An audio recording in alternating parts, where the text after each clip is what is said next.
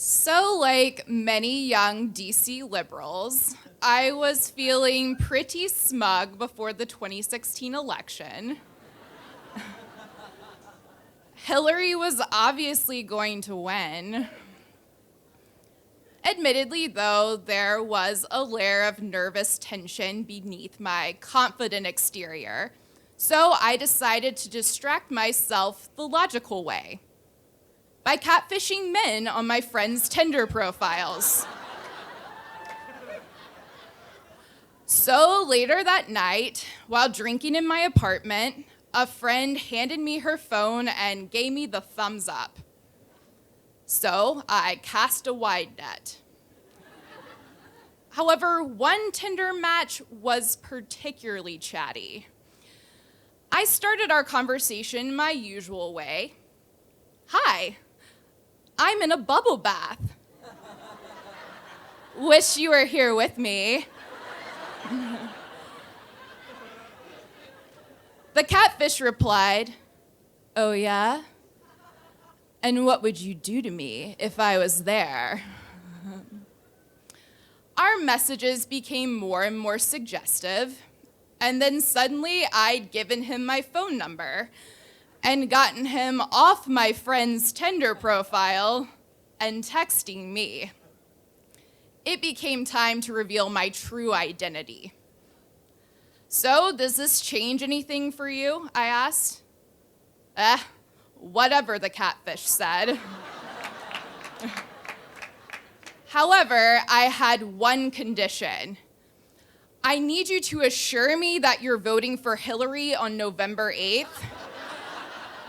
Otherwise, sexy time is over. "What would you say if I told you I voted early?"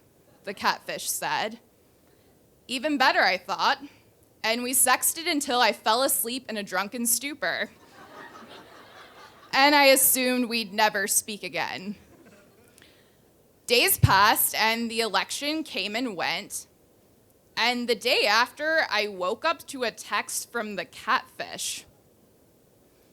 I was surprised to hear from him, but it was kind of nice to have someone to commiserate with in the wake of Hillary's defeat. So we continued to talk and talk and talk. "So, I found your LinkedIn profile," the catfish said at one point.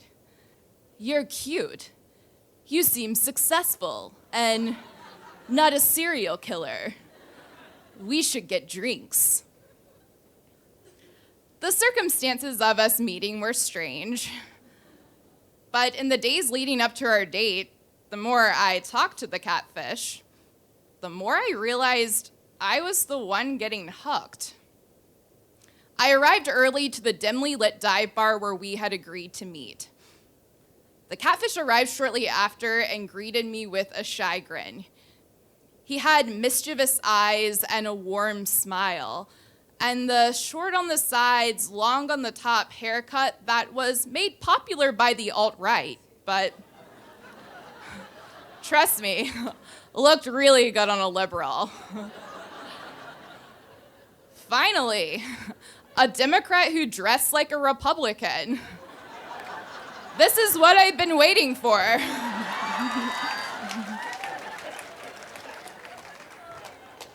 The conversation came as easily as our drunken sexting. We touched on everything from religion to movies while sipping beer and playing Scrabble. It wasn't love at first sight, but our exchanges had a sense of familiarity to it. So I thought nothing of bringing up politics. The catfish immediately launched into a story about an altercation he'd had with a protester, saying, "Well, I guess my Make America Great Again hat made me a target." "Your make a what a what?" I said. I thought you voted early for Hillary." "I said I voted early. I didn't say for whom. You liberals are too easy." Needless to say, we walked in silence to the metro, then turned to face one another. And then suddenly we were kissing.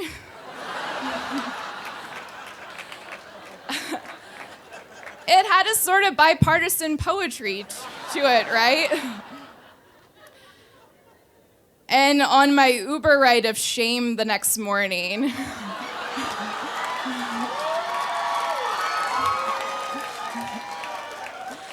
I had some time to reflect, and then I was greeted at home by my poster of Hillary Clinton. Well, Hillary, I shrugged. I guess Republicans get the best of both of us.